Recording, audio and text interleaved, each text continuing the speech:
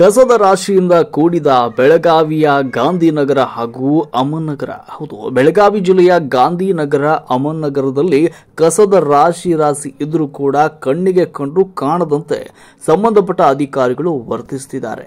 ಮೊದಲೇ ವಾತಾವರಣದಲ್ಲಿ ಏರುಪೇರಿದ್ರು ಕಸದ ರಾಶಿಯನ್ನ ಬೇಕಾಬಿಟ್ಟಿ ಬಿಸಾಡಿರೋದ್ರಿಂದ ಸಾಂಕ್ರಾಮಿಕ ರೋಗಗಳು ಹರಡುವ ಸಾಧ್ಯತೆ ಇದೆ. ಯಾರಿಗಾದರೂ ಜೀವಕ್ಕೆ ಹಾನಿಯಾದರೆ ಇದಕ್ಕೆ ಯಾರು ಹೊಣೆ ಅನ್ನುವಂಥ ಪ್ರಶ್ನೆ ಈಗ ಸಾರ್ವಜನಿಕರ ವಲಯದಲ್ಲಿ ಮೂಡ್ತಾ ಇದೆ. ಏನಾದರೂ ಸಂಬಂಧಪಟ್ಟ ಅಧಿಕಾರಿಗಳು ಎಚ್ಚೆತ್ತುಕೊಂಡು ಸ್ವಚ್ಛ ಭಾರತ ನಗರಗಳನ್ನಾಗಿ ಮಾಡ್ತಾರಾ ಅನ್ನೋದನ್ನ ಕಾದು ನೋಡಬೇಕಾಗಿದೆ. ವರದಿ ಮಲ್ಲಿಕಾರ್ಜುನ ಹಿಪ್ಪರಗಿ.